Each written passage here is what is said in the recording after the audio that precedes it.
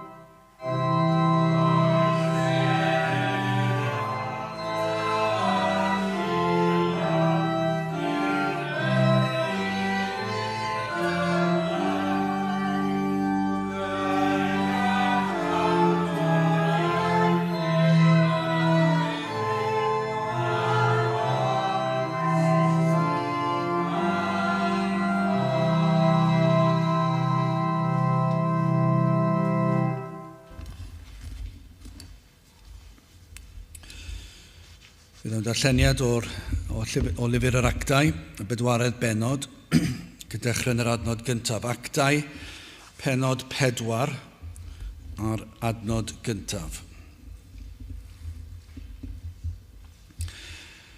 Ac fel yr oeddynt yn llefaru wrth y bobl, yr offeiriaid a blaenor y deml a'r Sadwceaid a ddeithant arnynt hwy, yn flin ganddynt am ei bod hwy yn dysgu'r bobl ac yn pregethu trwy'r Iesu yr atgyfodiad o feirw, a hwy os o dasant dwylo arnynt hwy ac aid o dasant mewn dalfa hyd drannoedd, canis yr oedd hi yn awr yn hwyr, eithir llawer o'r rhai a glywsant y gair a gredasant a rhifedu'r gwir a wnaed ynghylch 5,000, a digwyddodd drannoedd arfod yw llywodraethwyr hwy a'r henuriaid a'r ysgrifenyddion ymgynnull i Jerusalem, ac anas yr archoffeiriad a Chaiaffas ac Ioan ac Alexander, a chymaint ag oedd o genedl yr archoffeiriad.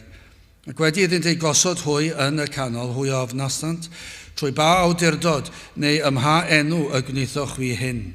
Yna Pedr yn gyflawn o'r ysbryd glam a ddywedodd wrthynt, chwychu beneithiaid y bobl a henuriaid Israel, od ydys yn ein holi ni heddi am y weithred dda i'r dyn claf, sef pa wedd yr iachawyd ef, bydded hysbys i chwi oll, ac i bawb o bobl Israel. Mae trwy enw Iesu Grist o Nazareth, yr hwn a groesoliaso chwi, yr hwn a gyfodo Duw o ferw, trwy hwnnw y mae'r hwn yn sefyll yn iach ger eich bron chwi. Hwn yw'r maen alyswyd gennych chwi'r adeiladwyr, yr hwn a wnaed yn ben i'r gongl. Ac nid oes iachawdwriaeth y neb arall, canis nid oes enw arall dan y nef, wedi ei roddi ymhlith dynion, trwy'r hwn y mae'n rhaid i ni fod yn gadwedig. Bydde bendith Duw ar iair sanctaidd. Gwydewch ni nawr droi at ein harglwydd mewn gweddi.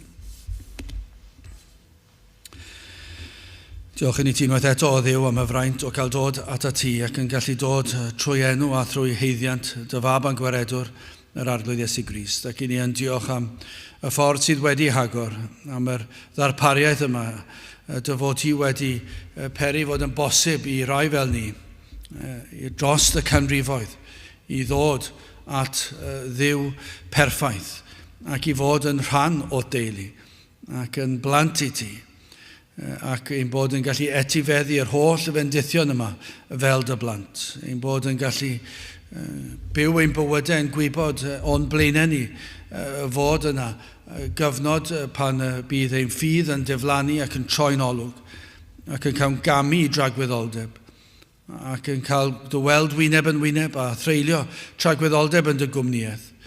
O Dduw, i ni yn diolch i ti am yr Efengyl sydd wedi ei drefnu i ni. Cyn llunio'r byd i ti drefnu ffordd, cawn ni fod yn blant i ti. Ac felly o Dduw, i ni yn gweddio nawr, y bydde ti'n helpu ni i ddiolch i ti am y ffordd yr wyt ti wedi drefnu ar ein cyfer, i ddiolch am faddeuant pechodau, i ddiolch am heddwch cydwybod a heddwch a Duw, am faddeuant ac am mabwysiad yr holl bethau yma o Dduw, bywyd tragwyddol, ac yn gofyn i ti fadden ni nad ydyn ni yn gweld bod ein bywydau ni fel ac y dylsent, wrth i ni ddeffro bob bore, y dylsen ni fod yn barod am ddydd i dy ogoneddu di, ond mor aml o Dduw, i ni yn byw ein dyddiau ni, yn llawn o'n un hunan, o'n pryderon ein hunan, o'n pleserau ein hunan, ac o Dduw nad ydyn ni yn manteisio ar bob un diwrnod i fyw i ogoneddu di a fwynhau, i ddiolch i ti am yr Efengyl sanctaidd, am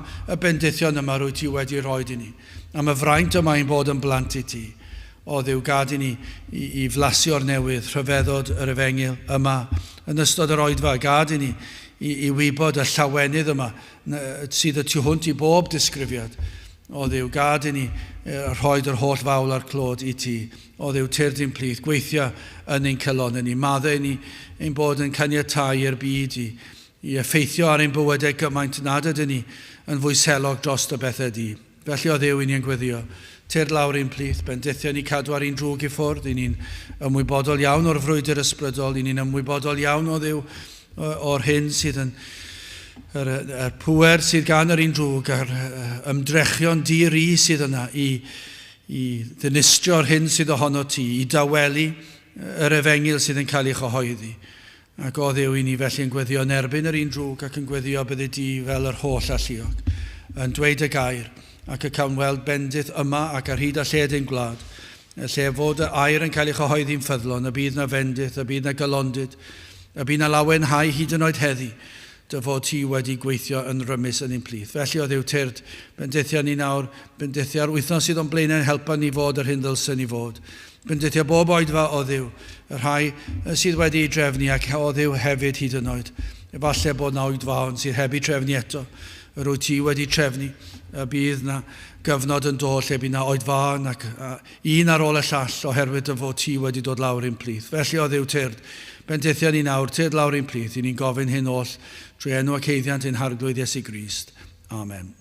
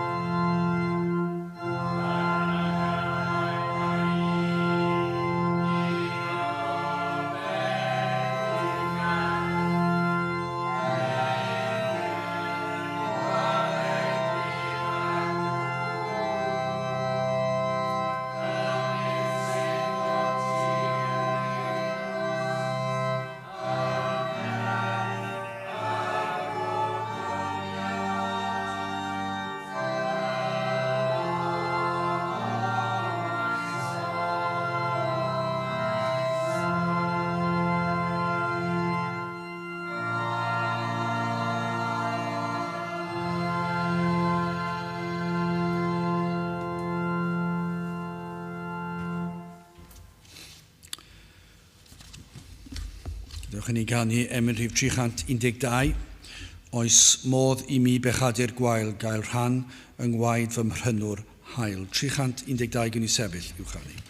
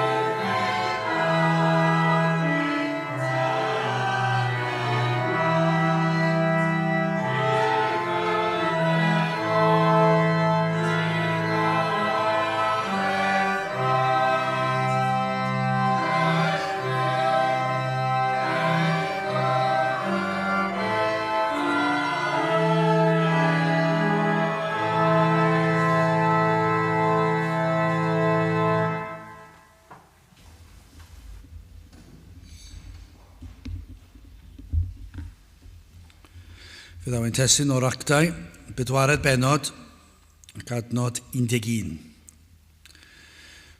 Hwn yw'r maen a lyswyd gennych chwir adeiladwyr, yr hwn a wnaed yn ben i'r gongl. Nawr, yn y benod blaenorol, i ni'n darllen am hanes y wyrth yma, gwyrth gyda'r gŵr cloff, a dechreuodd gerdded. Mae yn anhygol yn dweud bod hwnna wedi digwydd. Sawl gwyrth yn yr ysgrythyr ac i ni yn gweld nerth yr holl alluog. Dyw e ddim yn anodd i ni i ddychmygu'r peth pan i ni meddwl bod Duw wedi creu y byd. Anghywir yw gwadu'r peth ac i ddweud na ddigwyddodd dim byd fel hyn, fe ddigwyddodd e. Yr oedd na wr cloff ac fe iachawyd e. Ac i ni yn gweld y wyrth yma ar modd yr hanes o'r gŵr cloff yn galw ar Pedr ac Ioan am elusen, a chi'n cofio mae'r hanes yn gyfarwydd i rai sydd wedi bod i gapel yn Ysgol Sul, mi fydden nhw'n ymwybodol o'r geiriau yma. Actau 3:4. Yna dywedodd Pedr, arian ac air nid oes gennyf, either yr hyn sydd gennyf, hynny yr wyf yn ei roddi i ti. Yn enw Iesu Grist o Nazareth, cyfod a rhodia. Felly'r geiriau yna yn gyfarwydd iawn o leiaf i bobl crefyddol o ryw fath. Rhai sydd wedi i magu ar eilwyd, efallai, Cristnogol, neu wedi bod i'r Ysgol Sul, byddwch chi'n gyfarwydd ar geiriau yna. Ac o ganlyniad i'r wyrth yma, fe dda torf ynghyd, fel byddwch chi'n disgwyl. Llawn cyffro bod rhywbeth rhyfedd iawn wedi digwydd, fod na wr cloff nawr yn gallu cerdded. Ymatebodd Pedr yna drwy siarad ar dorf, adnod 12 o'r benod honno ymlaen, a phan welodd Pedr fe a atebodd i'r bobl, yr rhai sydd wedi dod ynghyd ar ôl y wyrth wedi cael ei syfrdanu ac yn gyffroes bod rhywbeth mor rhyfedd wedi digwydd, ac felly mae'n edrych arnyn nhw, a mae'n ateb y bobl, mae'n dweud, ha wir Israeliaid, beth awnewch chwi yn rhyfeddu am hyn? Neu, beth awnewch chwi yn dal sylw arnom ni, fel pe trwy ein nerth ein hun, neu ein diwioldeb y gwnaethom i hwn rodio? Dyw Abram ac Isaac a Jacob, dyw ein tadau ni, a ogoneddodd ei fab Iesu, yr hwn, a draddoddasoch chwi, ac a'i gwadasoch gerbron Peilat, pan farnodd fe ef i'w ollwng yn rhydd. Felly mae rhywun yn gyfarwydd. Mae'n ateb nhw'n syth. Mae'n dweud wrthyn nhw, nid ni sydd wedi iachau'r gŵr cloff. Peidiwch â cam ddeall. Rhag on bod na unrhyw gam ddealltwriaeth, mae e'n esbonio'r peth mor eglur a phosib o'r cychwyn un. Does dim cwestiwn yma. Ac yna parhaodd i bregethu iddynt. Ac yna ar ddechrau y bedwaredd benod, yr un y ddarllenon i ychydig ynghynt, i ni'n gweld ymateb arweinwyr crefyddol sydd eto i'n dal yr un peth heddi. Yr un yw'r ymateb. I ni newydd gweld ac darllen am hanes anhygoel, gwyrth, gŵr cloff, cael ei iachau, Pedr yn dweud nid nhw sydd i iachau, ond Duw, a mae di esbonio'n glir, trwy enw Iesu Grist, yr un o'r roedden nhw wedi ladd. Trwyddo fe yr iachawyd y gŵr cloff. Ond yna ni'n gweld ymateb yr arweinwyr, y bedwaredd benod, yr ail adnod, a dyw hwn ddim yn syndod nag yw, pobl crefyddol nawr, capelwyr, pobl sy'n gwybod eu hadnodau, sy'n gwybod eu hemynau, pobl sydd yn ymfalchio yn y ffaith bod pawb yn edrych lan atyn nhw, pa mor smart maen nhw, pa mor ddyfoesol yw nhw, pa mor dda yw nhw, pa mor ddiwiol yw nhw. Dyma rhai nawr, yr arweinwyr crefyddol, a dyma beth maen nhw'n dweud, dyma beth sy'n yr ysgrythyr yn adrodd fan hyn, yn flin ganddynt am ei bod hwy yn dysgu'r bobl ac yn pregethu trwy'r Iesu yr atgyfodiad o feirw. Mae'n anhygoel yn diwedd, sdim byd wedi newid. Roedden nhw'n flin fod Pedr ac Ioan yn pregethu i'r bobl. Ac roedden nhw wedi dewis y ffaith bod nhw yn sôn am yr atgyfodiad. Dyna'r rhan o'r Efengyl o'n nhw'n dweud, o ni'n hapus o hwnna, ac felly maen nhw'n dewis ar hwnna, nawr ni'n gwybod. Beth bynnag yw'r manylion y mae unigolion yn ei wrthwynebu, i ni'n gwybod dros y canrifoedd, trwy hanes yr eglwys, i ni wedi gweld pobl crefyddol nawr, mae'r byd, i ni'n gwybod bod y byd yn gwrthod, mae hwnna'n ddigon clir, dyn nhw'n dod i'r cwrdd. A ni'n gweld y gwrthwynebiad, a ni'n plith o dro i dro yn y gweithlyn, yn y strydoedd falle'r dirmig, ni'n gweld hwnna, mae hwnna'n ddigon clir. Ond mae hefyd i weld o fewn yr eglwys, o fewn yr crefyddwyr y byd, lle bynnag maen nhw, pa bynnag crefydd, ond ni'n i weld o fewn Cristnogaeth hefyd, y rai sy'n credu yn niw y Beibl i fod, roedd rhain yn credu yn niw yr Hen Testament. Roedden nhw'n honni bod nhw'n credu beth oedd Eseia'n dweud. Roedden nhw'n honni bod nhw'n credu yr holl beth yma yn y dogfennau hanesyddol o'r Hen Testament, roedden nhw wedi dilyn y tadau a'r proffwydiau ac yn y blaen. Rhain yn flin pan mae'r Efengyl yn cael ei chyhoeddi. Ac yn yr achos yma, yr atgyfodiad oedd yr broblem, ond ni'n gwybod beth bynnag yw'r manylion. Yr hyn sydd wrth raidd y mater bob tro yw'r gwrthwynebiad tuag at yr Efengyl.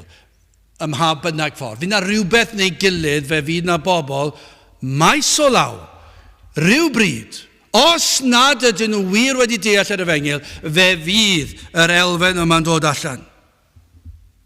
Yr hyn y mae crefyddwyr a'r digrefydd wastad yn ei gasau yw'r Efengyl. Ni'n gwybod hynny. Mae di naturiol yn cysau'r Efengyl. Ac yna o ganlyniad i hyn, beth sy'n digwydd, mae'n warth, ond dwi'n nag yw hwnnw'n warthus. Mae gŵr cloff wedi iachau. A ble maen nhw'n treulio'r noson? Yn y carchar. Ac yna'r bore canlynol, ail ddechreuwyd y cwestiynu. Byddech chi'n meddwl, gyda rhywbeth fel hyn, byddech chi'n rhoi nhw'n gwesti. Byddech chi'n rhoi pryd o fwyd iddyn nhw. Fyddech chi'n eistedd lawr a siarad yn nhw i esbonio sut digwyddodd hyn.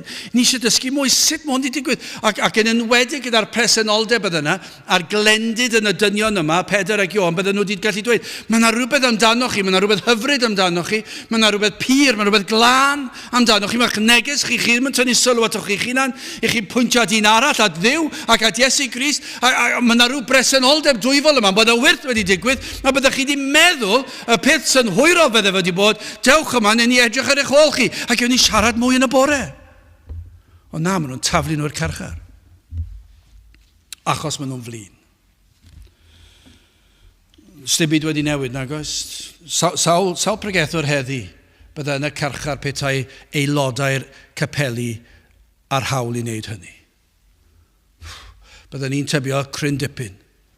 Y ffaith yw, dydy'r aelodau heddi ddim yn gallu taflu chi'r carchar, ond bydden nhw moyn, bydden nhw eisiau, yn aml iawn, bydden nhw rai pa mae'r Efengyl yn dod, pa mae'r geiniog yn syrthio i'w le, pa maen nhw'n sylweddoli be mae gair Duw yn ei ddweud, am flynyddoedd efallai bod nhw wedi eistedd yna meddwl, fi'n hoffi hwn, mae hwn yn iawn, mae'n ei fi dim wet, ond yr eiliad maen nhw'n dod i sylweddoli beth mae'r neges yn ei ddweud, mae yna rhyw fath o gasineb yn mynd i gorddi tu fewn nhw, a maen nhw'n mynd yn flin, a bydden nhw'n taflu chi'r carchar, beth nhw'n cael hanner cyfle. Ond digwyddodd fan hyn i Pedr ac Ioan. Ar ôl iachau y gŵr. Wel, hoffwn ni edrych ar fanteisio ar gyfle. Dyma i chi fanteisio ar gyfle os fi oedd nain. Yn ail, cyhuddiad cyfiawn ac yn olaf, canolbwynt yr Efengyl. Wel, fanteisio ar gyfle. Yn gyntaf, am draws newidiad y bu y mywyd Pedr. Os ych chi'n cofio, chi'n mynd ôl chydig ynghynt, yr oedd Pedr yn llawn ofn Matthew 26 a 69 ymlaen. Grandewch o'r hyn. A Pedr oedd yn eistedd allan yn y llys a daeth morwynig ato ac a ddywedodd a thithau oeddyd gyda Iesu y Galileaid. Ac fe a wadodd ger ei bron hwy oll ac a ddywedodd nes gwn beth yr wyt yn ei ddywedyd. Nawr, wrth gwrs, dydyn ni'n feirniadol fan hyn, ond mae hwnna'n wir a bydden ni gyd siwr o fod yn rhywbeth sefyllfa tebyg pan i'ch chi'n gwybod bod yna beryg i'ch bywyd a bod yna dorf yna allan am waed. Falle bydden ni di ymateb yn yr union yr un ffordd, chwilio am rhywbeth cer o ma yn gloi. Ond dyna beth oedd e fel roedd yn ofnus pan dath e wyneb yn wyneb ar realiti'r ffaith fe all hefyd gael ei ladd. A dyna fel oedd e, ond nawr, am wahaniaeth, nawr o flaen arweinwyr crefyddol o wlad, y sawl oedd ar awdurdod i'w ladd yr oedden nhw'n barod eisoes wedi lladd yr Iesu. yr oedden nhw wedi trefnu'r croeshoeliad. Ac yr oedd Pedr yn un o'i ddisgyblion, ac yn pregethu Iesu Grist, ac felly yr oedd e'n gwybod y wyneba sefyllfa beryglus iawn. Ac fel i ni wedi darllen, os ych chi'n mynd i'r benod blaenorol, i ni'n gweld yr oedd e wedi pregethu yn eglur i'r dorf. Fe ddwedodd e wrthyn nhw. Beth oedd yn wir amdanyn nhw, doedd e ddim wedi dal yn ôl. Ond nawr gwybu y gall rhain hefyd i laddau. Ond o'r hyn i ni'n gweld yw hyder ar lefel sydd uwch na'r cyffredin. Nerthwyd ef i sefyll yn gadarn. Rhoddwyd hefyd doethineb iddo. Dim dim ond nerth, mae'n cael doethineb yn ei ymateb iddynt. Bydde wedi gallu ofni, a fyddai yn dweud y geiriau cywir yn y modd cywir. Galle Pedr, falle fod wedi bod yn y sefyllfa yma, a falle ddim yn ofni am ei fywyd, a fel yr oedd e gynt, ond oedd e ddim yn ofni am ei fywyd efo'n hyn, ond galle fe fod wedi, a fe wedi gallu fod yn poeni am hynny, ond doedd e ddim, ond nawr galle fe wedi poeni, sut dwi'n mynd i ddweud yr ateb, dwi ddim yn gwybod beth yw'r cwestiwn yn gyntaf, dwi ddim yn gwybod beth yw'r ysbryd y dorf, a galle pob math o ofnau wedi bod yno fe, sut dwi'n mynd i ateb rhain? A dwi'n mynd i ddweud y peth cywir ar yr adeg cywir yn y ffordd cywir? Ond, roedd ganddo'r sicrwydd y byddai'r arglwydd yn ei nerthu ac yn rhoi'r geiriau iddo, a ddawyd pan yn dod i sefyllfa fel hyn. Mae Duw wedi addo ni, do? Mae wedi addo pan yn dod i sefyllfaoedd fel hyn. Y cawn y geiriau i'w dweud. A'r doethineb i ddweud y geiriau iawn. Ac yn aml mae'r ofn yn mynd. Fi'n siŵr bydd sawl pregethwr yn gallu tystio i hyn. Wedi dod i'r pwlpit ac yn gwybod ymhlith y gynulleidfa bod yna rai yno sydd allan am ei waed. Ac yn gwybod hynny. A chi'n gallu gweld, mae'n dychryn chi ar y degau, chi'n gallu dod i fan hyn a chi'n gwybod, dyw'r rhain ddim eisiau clywed. Ni ddim yn sôn awr oed fawr agored lle mae'r byd ddim eisiau clywed, mae hwnna'n fater arall. A mae hwnna'n gallu fod yn her. Ond o fewn yr eglwys, y rhai sy'n dod, ac efallai'r rhai sydd wedi dod i weld, dwi ddim yn hoffi'r Efengyl chi'n pregethu, ac yn chwilio am bob math o faterion, ac i chi'n ofni i'w hynebau nhw. Ond beth sydd yn wyrth bob tro yw, mae'r arglwydd yn dod, a mae'n tynnu'r ofni ffwrdd. Falle bydd hi'n ofni cyn ac ar ôl, ond yn ystod yr oedfa, yn aml iawn i chi'n ffeindio, mae'r ofn yn mynd, bron iawn, chi'n cael ei dallu o'i gwynebau nhw. Chi'n gallu gweld o gwmpas y lle, chi'n gweld eu gwynebau nhw, ac maen nhw'n cysau popeth chi'n dweud, ond mae'n wyrth, a mae'r arglwydd trwy nerth yr ysbryd glân, yn tynnu, mae fel rhoi llen, chi ddim yn gweld nhw, chi ddim yn cofio amdanyn nhw, tan ar ddiwedd yr oedfa, neu mae'r ofn yn mynd. Dyma beth ddigwyddodd i Pedr. Fe ath yr ofn, yr rhai oedd yn grefyddwyr ac yn cysau'r Efengyl, ond fe gafon nhw nerth i ateb nhw. Achos mae Duw wedi addo, pan fyddwch chi'n dod i'r sefyllfa yma wyneb yn wyneb a'ch gelynion chi, rhoddaf eiriau i chi, rhoddaf ddoethineb i chi, o beth i'w ddweud ar yr adeg iawn. Ac felly digwyddodd e, adnod 4 a 5. A 4 ymlaen. A digwyddodd drannoedd ddarfod i'w llywodraethwyr hwy a'r henuriaid a'r... Meddyliwch am y sefyllfa yma. Mae'n erchyll yn diwe. Meddyliwch am pwy sy'n na. I ni ddim wedi gwynebu dim byd fel hyn. Ni wedi gwynebu pobl sydd ddim yn hoffi'r Efengyl, ond mae hwn ar lefel arall. Llywodraethwyr, henuriaid, yr ysgrifenyddion, yn ymgynnull i Jerusalem, ac Anas, yr archoffeiriad, a Chaiaphas, ac Ioan, ac Alexander, a chymaint ac oedd o genedl yr archoffeiriad. Ac wedi iddynt ei gosod hwy yn y canol, hwnna'n ddigon, diwe? Chi wedi bod yn syllo fel yna? Chi yno yn y canol. A mae'ch gelynion chi o gwmpas y lle. Chi di'ch amgylchynu â nhw. Hwy ofynasant. Trwy ba awdurdod. Neu, ymha enw y gwneithoch chi hyn. Y peth ofnadw yma i achau'r gwr sydd yn glof. Wel, maen nhw wedi gofyn, do. So, a gallwch chi ddweud hyn, maen nhw wedi gofyn, felly nhw'n mynd i chael. Fe oedd yno nhw. Sut digwyddodd hyn am gyfle, ac y sylwch o hwn, am nerth a roddwyd a doethineb. Y nerth i ni'n gweld, Pedr adnod 8. Yna Pedr yn gyflawn o'r ysbryd glân. Dyna'r unig ffordd mae hwn yn gallu digwydd. Pan fydd yr ysbryd glân yn dod lawr ar y neiniad ar y gwas. Mae'n cael ei dywall ar y pregethwr. Ond nid yw hyn yn newid popeth. Fod nerth Duw yn cael ei roed iddo. Ond nid dyna sydd ei angen arno ni heddi. O, dyna beth sydd angen arno. Dyna beth dyna ni fod yn gweddio amdano. O, tir lawr y nerth, yr ysbryd glân, ar y gynulleidfa, ar y gweision sy'n cyhoeddi gair Duw. Tir lawr y nerth, yr ysbryd glân. Dyna'r unig gobaith sydd gyda ni. Pa obaith arall sydd gyda ni? Does dim gobaith arall. Os nad yw'r ysbryd glân yn dod lawr, ond dyna beth ddigwyddodd i Pedr, yr oedd yn gyflawn o'r ysbryd glân. Does dim ateb arall. Wrth i ni wynebu difaterwch, anfoesoldeb, gwrthwynebiad, o'r digrefydd a'r crefyddol. Ond am ddoethineb aroddwyd iddo. Pan y mae arweinwyr am eu cyhuddo o ddrwg weithred a thor cyfraith. Mae'n anhygol yn diwedd. Dyna beth o'n nhw eisiau wneud. Roedden nhw eisiau cyhuddo Pedr ac Ion o ddrwg weithred a thor cyfraith, mwyn i carcharu nhw ymhellach. Ond mae Pedr yn ei osod yn eglur. Mae gweithred dda, trigarog a wnaethant. Mae'n gwynebu nhw, wyneb yn wyneb. Mae'n mynd o'i blaenau nhw, mae'n dweud fel ag y mae. Mae'n troi bron iawn y cwestiwn a naws y cwestiwn. Adnod 9, od ydys yn ein holi ni heddi am y weithred dda i'r dyn claf, sef pa wedd yr iachawydef. Mae'n atgoffa nhw, i chi'n sôn am y peth da ni wedi wneud. I chi'n sôn am yr ffaith bod y dyn wedi cael ei iachau. Ni ddim yn sôn am y weithred drwg, lle mae'r dyn yn sal. I ni'n sôn am y weithred dda, lle mae'r dyn yn iach. Mae e fel siarad a plant bach yn y feithrin, ond diwedd? Dyma'r lefel i ni'n sôn. Mae rhain yn dod, yr arweinwyr, yr rai mwyaf clyfar yn y wlad, y pobl crefyddol i gyd. A maen nhw'n dod, a maen nhw'n cyhuddo fe o'r peth mwyaf hirt, a mae'n dweud wrthyn nhw, mae'n sillafu fe mas. I chi'n sôn, dyna chi ddoethineb, fe gafodd geiriau i'w hateb nhw na fan ar lle. Mae'n beth da, ond yw e? I atgoffa'r digred, mae da i'w ein neges ni. Mae eisiau ni atgoffa nhw. Bob cyfle cewn ni yn y byd, mae'n neges ni, bod pobl yn rhoi enw drwg, bod pobl yn dweud bod ni'n eithafol, a bod ni'n llym, a bod ni'n sbwylo hwyl, a bod ni ddim yn hoffi partio, a hwn a llall, a ddim yn hoffi meddwi ac anfoesoldeb, chi'n sbwylo'n hwyl ni.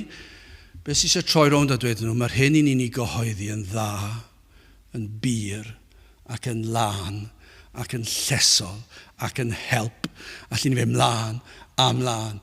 Mae eisiau atgoffa. Mae eisiau dweud wrth y byd. I ni'n byw mewn cyfnod lle gwelir y da yn cael ei ddisgrifio fel y drwg a'r drwg yn cael ei ddisgrifio fel y da. Ond serch hyn, rhaid herio'r byd y crefyddol, mae da yw Efengyl Crist, mae glân yw e. Mor wahanol yw Pedr nawr. Mae'r trawsnewidiad yn anferth, yn diwy? Mae mor hyderus, ond dyw e ddim yn hyderus yn ei hun. Does dim ofn yma. Mae'r holl sefyllfa o dan reolaeth. Doedd e ddim o flaen y morwynig, nag oedd yn ofni. Oedd yn gwybod beth i ddweud, oedd e bron iawn yr hedeg i ffwrdd. Ond nawr, mae'n sefyllfa bron iawn, allech chi ddweud, mae reality bywyd a marwolaeth o'i flaen e. Mae e'n gwybod un gair, na gyd sy'n rhaid fi ddweud yw un gair allan o le. A dyna fe. Fydd rhain yn ffyrnig. Ond doedd e ddim yn ei hofni nhw. Doedd e ddim yn poeni amdano nhw. Ac mae'n ei herio nhw. Am bresenoldeb dwyfol oedd yno. Roedd nerth yr ysbryd glân yn sicr, yn bresennol ar yr achlysur, yn yr oedfa arbennig hon. Wel, gyda chi ni symud ymlaen, cyhuddiad cyfiawn. Wel, am ddechreuad ar ei ymateb, adnod 10, bydded hysbys i chwi oll ac i bawb o bobl Israel. Mae'n dechrau. Oedd wedi bod wrthi o'r blaen, y diwrnod cynt, a nawr mae'n ail ddechrau fel petai. Mae'n edrych arnyn nhw. Mae wedi rhoi ateb syml ar y cychwyn, ond mae'n dweud nawr, bydded hysbys. Yn nerth yr ysbryd glân. Mae e'n galw arnynt i'w wrando. Mae e fel petai'n dweud wrth canolbwyntiwch nawr, gwrandewch. Wrth gwrs, mi fydde wedi bod yn barchus ffordd mae'n dweud e. Ond doedd dim chwarae o gwmpas fan hyn, doedd na dim byd cymylog yma. Doedd e ddim yn chwarae'n saff fan hyn. Roedd e'n ei dweud hi fel ag yr oedd hi. Ond mae'n barchus. A mae'n dweud byddet hysbys i chwi oll. A dim dim ond chi, ac i bawb o bobl Israel. Mae'n dweud canolbwynt o, gwrandewch. Mae gen i rhywbeth pwysig i'w ddweud. Rhywbeth y gwebu na fyddant yn hoffi ei glywed o'r cychwyn un. Dyna'r broblem. Dyna yw'r broblem. Bob tro ni'n cael oedfa Efengyl yn dod ar Efengyl, sut i ddod yn Gristion, i ddweud y gwir, bob pregeth. Bron iawn, ni'n gwybod, mae yna ganran helaeth o'r bregeth, dyw'r bobl ddim eisiau clywed. So beth ni'n wneud? Mae hwnna'n dryswch i ni. O, dyn ni'n mynd i newid y neges i wneud bod yr holl bregeth fod pawb yn hoffi? A dyna'r ffordd ymlaen, bod ni'n mynd i wneud y neges mor gyffyrddus, fydd pawb yn teimlo'n ddigon hapus, heb i cyflyru o gwbl, heb i hargyhoeddi o gwbl, a maen nhw'n eistedd dda, maen nhw'n diolch yn fawr i chi ar y diwedd, popeth yn iawn, gewn ni gario ymlaen. A dyna yw'r Efengyl. Na, dim dyna beth yw'r Efengyl. Mae Pedr yn gwybod, mae e'n mynd i'w pigo nhw fel betai. Dychmygwch chi cwch gwenyn. Mae'n gwybod, dwi'n mynd i ddweud rhywbeth nawr, mae fel rhoi polyn mewn i cwch gwenyn, a maen nhw'n mynd i ddod mas. Chos dyna yw'r ymateb pobl i'r Efengyl, maen nhw'n mynd i wylltio. Hyd yn oed, os nad ni'n gweld hynny'n weladwy, ni'n gwybod efallai yn y galon mae yna wylltio, os ydyn nhw wedi deall. Mae'n gwybod y byddai'n dweud rhywbeth na fyddant yn hoffi. Dyw di-naturiol ddim yn hoffi'r Efengyl. Ac felly mae Pedr yn gwybod, fel mae bob un o'r apostolion, fel mae pob un o'r proffwydi, fel mae pob un o weision yr arglwydd dros y blynyddoedd yn gwybod, bob tro chi'n dod i'r pulpit, i chi'n gwybod, nid yw di-naturiol yn mynd i hoffi'r neges. Problem ein hoes ni yw, mae'r pregethwyr yn ein hoes ni, a dros y cynrifoedd hefyd, lle maen nhw'n ffals, ond dros ein hoes ni ar y cyfan, maen nhw wedi newid yr neges i fod yn rhywbeth fydd y gynulleidfa yn ei hoffi. Ac yn y modd bydden nhw'n hoffi glywed. Felly mae'n llawn adloniant. Fydd yna ganu, fydd yna blant yn cymryd rhan, fydd yna sketches, fydd yna feimio, fydd yna gerddoriaeth, fydd yna ddawnsio, fydd yna bob math o beth yn digwydd. Fydd wedyn y cyhoeddiad yn dweud, ni gwrdd nos wedyn am beint bach a bob math o bethau felly. Fydd yna bob math o beth yn digwydd. Mewn eglwysi nawr, ni'n gwybod, ni'n clywed rhai, lle mae'n dweud, ni gwrdd yn y dafarn am 1:00, ni'n clywed capeli wneud un. Pobl sy'n honi'n Cristnogion, dyna le ni'n cwrddau fel Cristnogion, ni'n mynd i gwrdd bob dydd llun am 1:00 yn y dafarn. Dyna be mae rhai wneud. Achos maen nhw eisiau i'r byd hoffi nhw, a maen nhw eisiau'r byd i hoffi'r neges. Ac felly maen nhw'n wneud yr neges yr Efengyl, rhywbeth maen nhw'n hoffi glywed. Ond nid felly yw'r gwirionedd. Nid felly roedd y byd yn casau Iesu Grist. Pam ni'n gwybod yna? Fe laddon nhw fe. Ond fe wrthodon nhw fe cyn i ladd e. Fe wrthodon nhw fe ar ôl i ladd e. Ac ar ôl iddo fe atgyfodi, fe wadon nhw'r peth. A maen nhw dal yn ei gysau. Pan cwestiynir rhywun, nad ydynt yr hyn yr honant fod, nad ydyn nhw mor ddaw wedi'r cyfan. Hynny yw, pan i chi'n pregethu'r Efengyl, a pan mae rhywun sydd yn bechadur, heb wedi farhau, yn clywed yr Efengyl, ac i chi'n cyhoeddi beth yw'r neges yr Efengyl, pechadur wyt, dyn nhw ddim yn hoffi hwnna. Yn naturiol. Fi? Pechadur? Fel rheina lawr y stryd? Fi? Yn frwnt ac yn eog? Pa hawl sydd â ti ddweud hynny? Ac felly mae hwnna'n ei corddi nhw. Efallai yn dod i weld am y tro cyntaf nad ydynt wir yn Gristnogion. Mae hwnna'n sioc. I'r rhai sydd wedi gwneud proffes ffals ac yn dod i oedfa ac yn dod o'r diwedd i sylweddoli, i chi'n crybwyll, oeddi hwn yn wir? Oeddi hwn yn wir bod chi yn trial dweud falle bod yna siawns fy mod i ddim wedi deall? Dyn nhw ddim yn mynd i hoffi hwnna. Dyn nhw ddim yn licio fo gwbl. Mae'n achosiad gasedd ond yw e. Ond mae mor bwysig. Mae angen i bob un ohonom glywed y gwirionedd. Dyma beth oedd baich Pedr. Mae am iddynt wrando ar y cyhyddiad sydd ganddo fe. Chi'n gweld y doeth un efo'n hyn? Mae wedi troi nhw yn ei gyhyddo fe, nawr mae wedi troi a'i cyhyddo nhw. Adnod 10. Bydded hysbys I chwi oll ac I bawb o bobl Israel. Mae trwy enw Iesu Grist o Nazareth, hwn a groes hoeliaso chwi, hwn a gyfododd Duw o feirw, trwy hwnnw y mae yn sefyll yn iach ger eich bron chwi. Mae am iddyn ddeall yn lle cyntaf, mae nid nhw oedd wedi achosi'r wyrth, mae nid nerth ynddyn nhw, ond mae nerth dwyfol oedd e. Mae trwy enw Iesu Grist, mae'n dod i'r pwynt yn diwedd, dwi'n chwarae gwmpas. Mae trwy Iesu Grist a'i enw digwyddodd y wyrth. Mae'r frawddeg honno yn ei hun, y gair. Mae'n dweud enw. Ceir popeth fan hyn. Mae'n dweud wrthyn nhw. Trwy enw Iesu Grist. Y gair enw yna. Be mae hwnna'n golygu? Nid dwi'n mynd enw fel fe enw I. Mae gen I enw, a dyn enw yw e, na gyd yw e. Ond pan I chi'n sôn am enw Iesu Grist, beth mae'r gair yna'n golygu yw, nid dwi'n mynd yr enw I ni'n galw e, ni'n ei gyfarch e. Ond mae'n cynnwys y cyfan amdano. Dyna beth mae'r ysgrythur yn golygu pan mae'n sôn am enw. Mae fe oedd yr un a ddaeth o'r nefoedd, y Meseia, mab Duw. Mae hwnna'n rhan o'r enw. Mae mab Duw yw e. Yn yr enw ceir holl priodoleddau Iesu Grist, ei fywyd perffaith, ei farwolaeth dirprwyol, neu atgyfodiad gwirthiol, yr iawn a dalodd ar y groes bod wedi talu'r pris am ein pechodau ni. Pan I chi'n sôn am enw, mae'n fwy na fy enw I neu'ch enw chi. Mae enw Iesu Grist yn cynnwys popeth, ac felly mae'n dweud trwy enw hwn. Ac yna mae'n dod â'r cyhuddiad. Hwn, Iesu Grist, yr un y croesholiasoch chi. Dwi ddim yn dal nôl. Dwi ddim bod yn ofalus, dwi ddim bod yn wleidyddol gywir. Mae'n dweud wrthynt, fel y dywedodd ar adegau eraill. Dim ond unwaith mae wedi digwydd. Mae'n dweud wrthyn nhw, chi lladdodd Iesu Grist.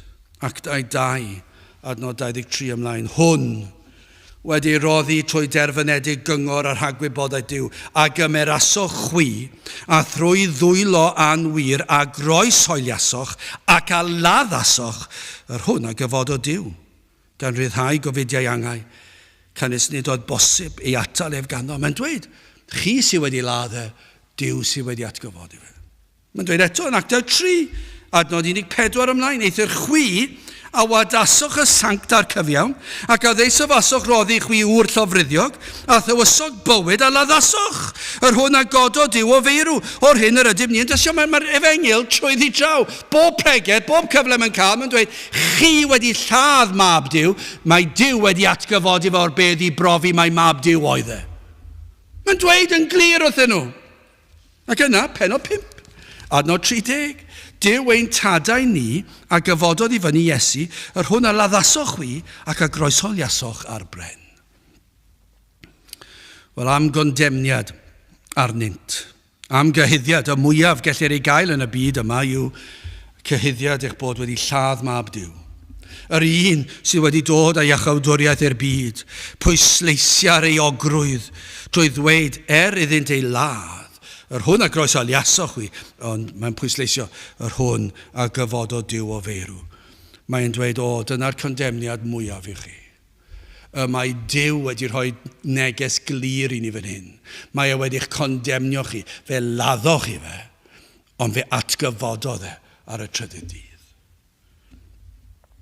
Mae Pedr yn dweud wrthynt ei bod wedi bod yn gweithio felly yn erbyn Duw. I chi, pobl sydd yn honni eich bod yn ddilynwyr ac addolwyr Duw, ond I chi wedi dangos bod chi yn elynion I Dduw, achos I chi wedi lladd Iesu Grist, ond mae Duw wedi profi'r peth, mae gelynion ydych chi trwy atgyfodi'r Iesu o'r beth. Mae yn ei condemnio nhw. Ond dyma beth yw'r cyffro, dwi ddim yn aros ar hyn. Mae yn dweud ac mae angen I ddweud. Mae rhaid. Ond mae'n symud ymlaen at y gobaith.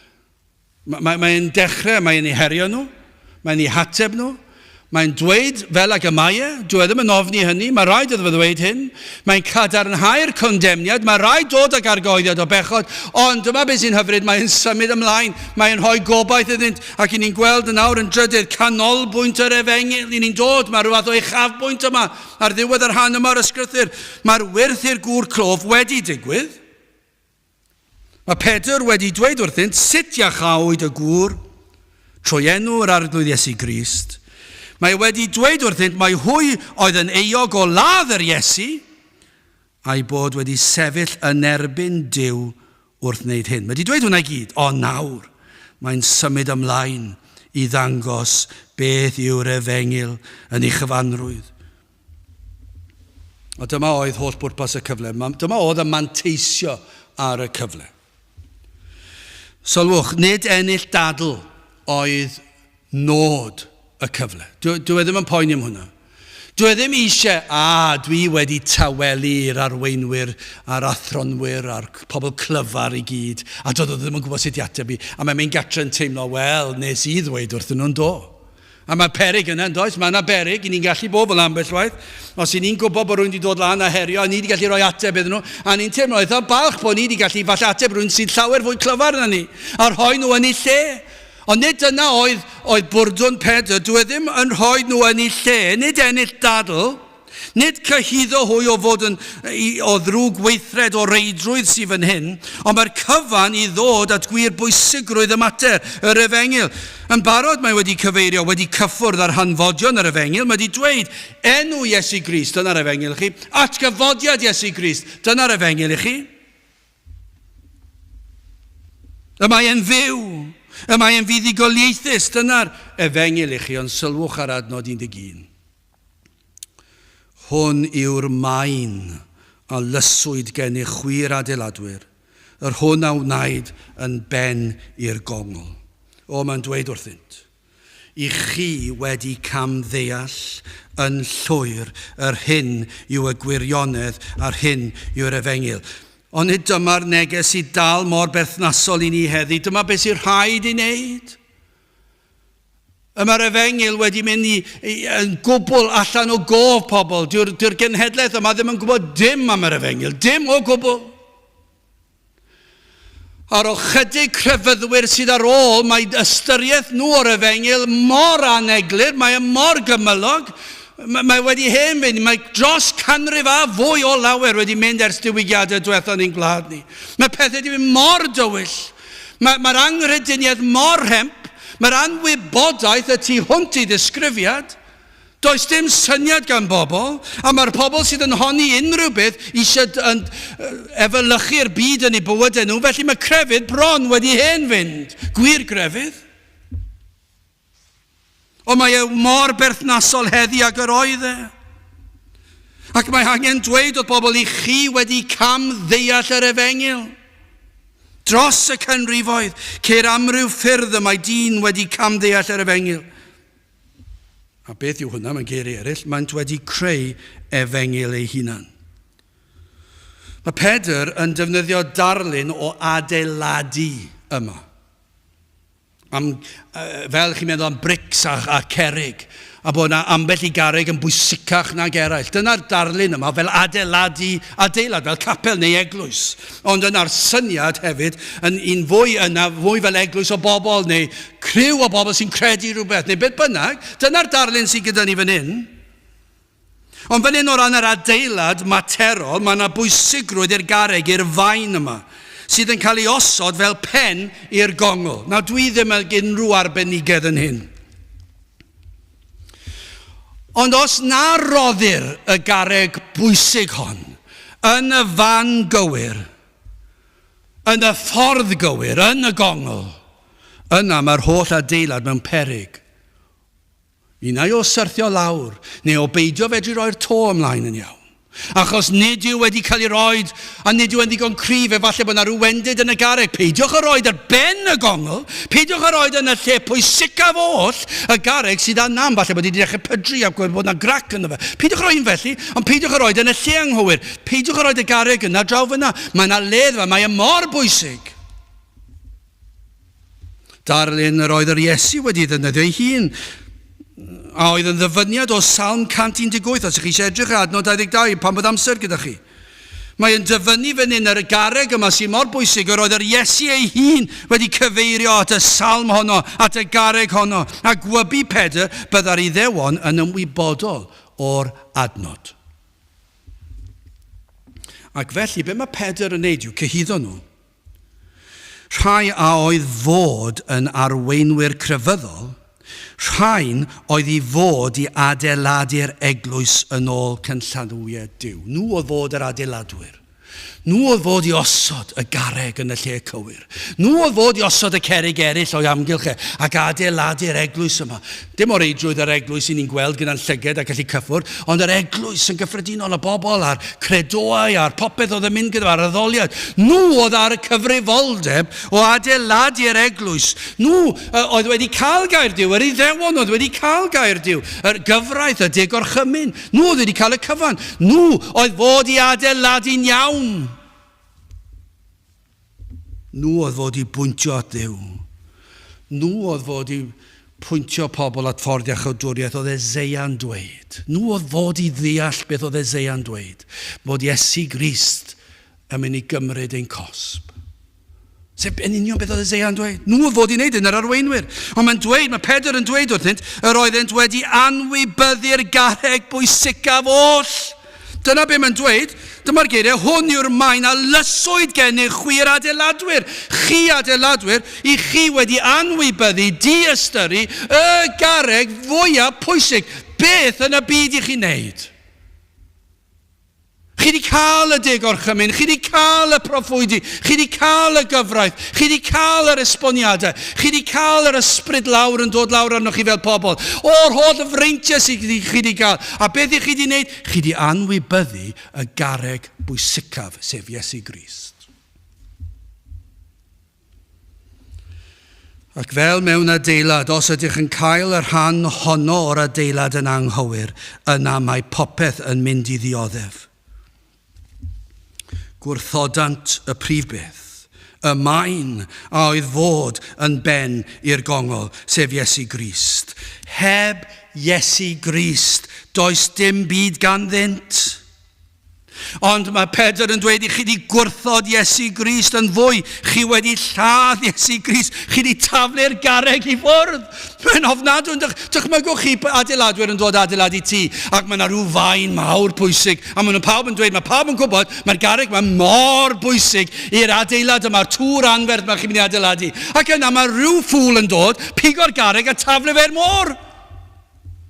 Beth I ti'n neud, bydde pobl yn dweud? Mae hwnna mor bwysig. Allwn ni ddim adeiladu heb honno. Ond llawer fwy difrifol. Nath yr Iddewon cael gwared ar Iesu Grist. Ond ydyw Pedr yn taro'r hoelen ar ei ffen. Yr Iddewon wedi adeiladu ei crefydd ar beth? Ar Grist? O na, dim ar Grist. Ar sylfaeni eraill, ar weithredoedd da yn ei barn nhw, ar seremoniau, ar draddodiad y tadau. Dyna beth oedd yr Iddewon 'di wneud. Sawl crefyddwr yn adeiladu a chawdwriaeth ar sylfaeni anghywir. O, ni'n gweld capeli yn ein gwlad ni. O, mae'n bosib I rywun I ddechrau capel, ond dyw e? Mae'n bosib I chi gallu dechrau falle, ni gwrdd yn yr oed ystafell yma, neu adeilad. A beth I ni'n neud? Ni'n mynd I cael pobl yn dod sy'n rhoi cynulleidfa I ni. Pwy sy'n mynd I siarad? Neu di siarad? Mae rhywun yn dod I siarad, rhoi neges I ni. Be newn ni ganu? Gewn ni cwpl o gyneuon i'r plant, cwpl o'r oedolion, gewn ni band I helpu ni chwarae, ni wedi cael oedfa. Beth am I ni'n neud nos Ferch? Gewn ni gwrdd yn ystod yr wythnos? Ie, do ni ynghyd. Gewn ni baned, gewn ni sgwrs, gewn ni drafod y Beibl efallai, a mae'r holl beth yma. Mae unrhyw un yn gallu sefydlu eglwys. Gewn ni bryd o fwyd ar ddydd Sadwrn gyda'n gilydd, ewn ni am bicnic i'r parc, ewn ni am beth arall yn eisiau gwneud. Beth am I ni'n drefnu wythnos o wyliau. I ni gallu gwneud yr holl beth yna, ond os nad yw e ar Grist, dyw e ddim yn eglwys. Hyd yn oes chi'n dweud eglwys Cristnogol, hyd yn oes chi'n rhoi eglwys Efengylaidd, os nad Crist yw popeth, os nad Crist yw sylfaeni'r cyfan, os nad Crist yw'r neges o'r pulpit, os nad Crist yw'r neges o'r llyfr Emynau, os nad Crist yw'r neges o'r weddi ni'n gweddio, os nad Crist yw'r achos a symboliad ni'n cwrdd am bicnic yn y lle cyntaf. Os nad Crist sydd yn peri fi fod yn ofalus, sut dwi'n siarad, sut dwi'n byw, yna mae'n anghywir.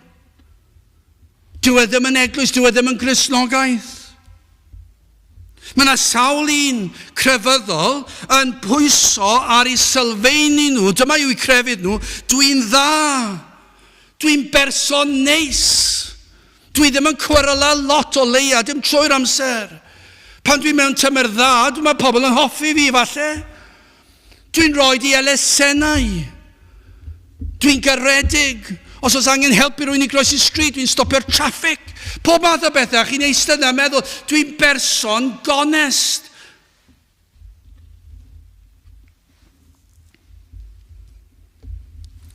A dyna Cristnogaeth. Ond i rai, maen nhw'n mynd cam pellach na'r gweithredoedd allanol. Maent yn ddibynnol arnynt, y bydd Duw yn ei derbyn. Maent yn mynd cam ymhellach i faes crefyddol hyd yn oed. Maen nhw hyd yn oed yn meddwl, dim dim ond fy mod i'n berson neis, person garedig, rhoi elusennau. Dwi'n mynychu'r capel. Nawr yn dod â gweithredoedd crefyddol mewn i'r peth, yr adeiladu, yr eglwys yma, fy iachawdwriaeth i. Mynychu capel, helpu'r achos, canu'r emynau. Ar y pwyllgor, o mwna'n un dda, ynddi? Dwi ar y pwyllgor.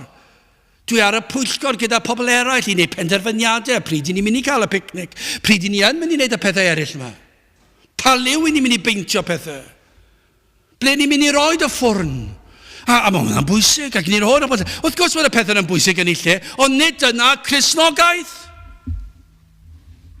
Ond mae'na rhai yn meddwl, mae peth pwysig y sylfaeni yw mynwesu pawb. Ac felly yn eu crefydd nhw, pwyslais fawr ar goddef garwch at gredoau eraill. Ond dyna beth ni'n gweld, mae'n rhemp goddef garwch.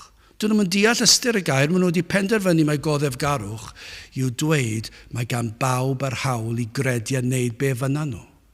Ond nid dyna'r Efengyl. Mae'r Efengyl i'r gwrthwyneb. Mae'n dweud fedrwch chi ddim wneud hynny. Un ffordd sydd.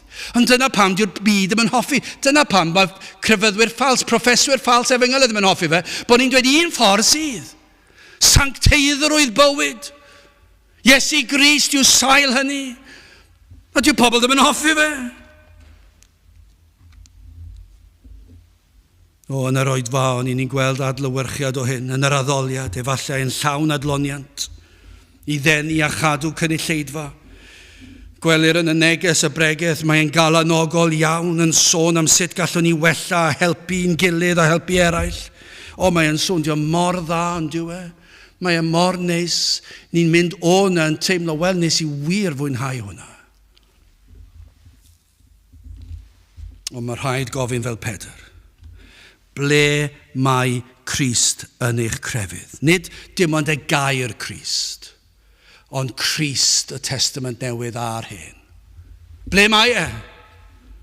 Ble mae Iesu Grist yn eich proffes, yn eich addoliad, fe ddyle fod yn bopeth yn ben y gongol. Dyna be mae'n dweud. I chi Iddewon, neu i chi grefyddwyr, i chi capelwyr, i chi wedi diastyru'r ben y gongol, y fain yma, y garreg bwysicaf, i chi wedi taflu fe i ffwrdd, ond i chi wedi creu crefydd heb Grist.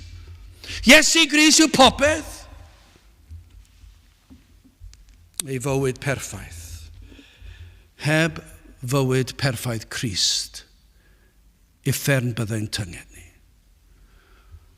Achos fedrwn ni ddim cadw'r gyfraith.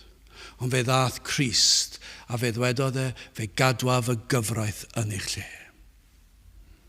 Ei farwolaeth i'r prwyol, heb y groes, meddai colledigaeth i bawb, ond yna ar y groes fe roes ei ddwylo pur ar led. Ac yna ar y groes fe nath y tad gosbi Iesu Grist am ein pechod ni. A fe ddioddefodd golledigaeth trigwyddol yw holl blant Iesu Grist. Dyna'r un nath ac yna ar y trydydd un, heb yr atgyfodiad, does dim achubiaeth i ni, achos bydde fe di marw, dyna diwedd. Ond na, fe atgyfododd fe ddangosodd fi yw mab Duw, ac rwyf wedi bod yn fuddugoliaethus. Dwi wedi talu'r pris, ac mae'r tad yn fodlon.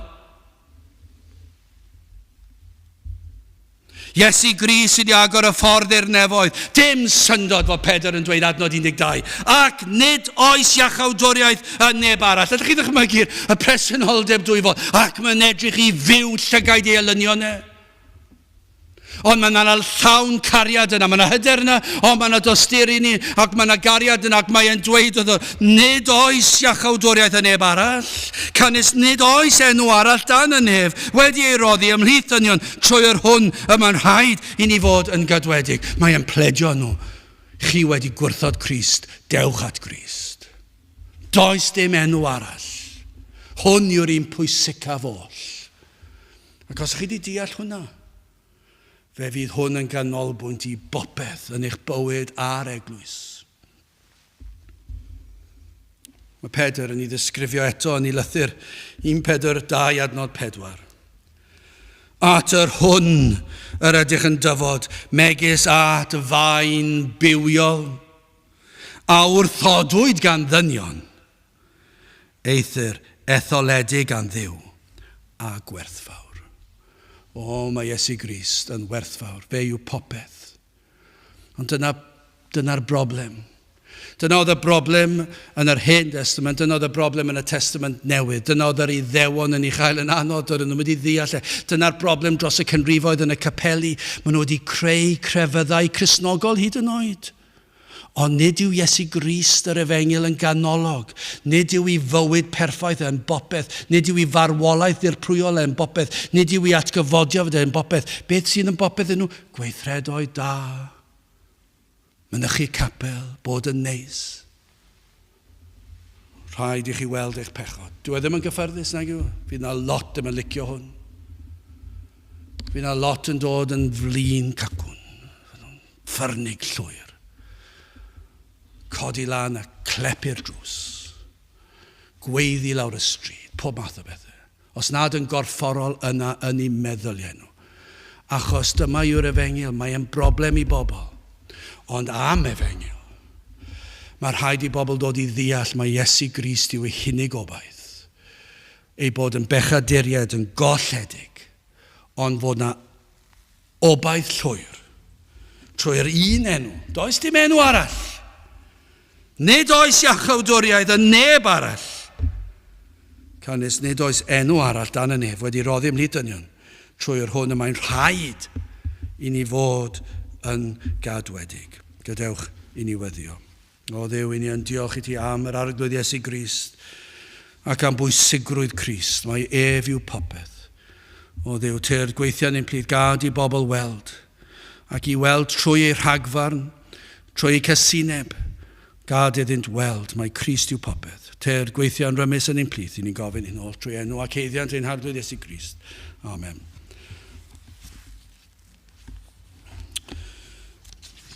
Rydych ni orffen ein gwasanaeth trwy ganu'r emyn rhif 611. Tyred arglwydd i'r anialwch, yma bios tu o'r blaen, arwain fi bererin eiddil, ath golofnau niwl a than. 611 gawn ni sefyll uwch ni.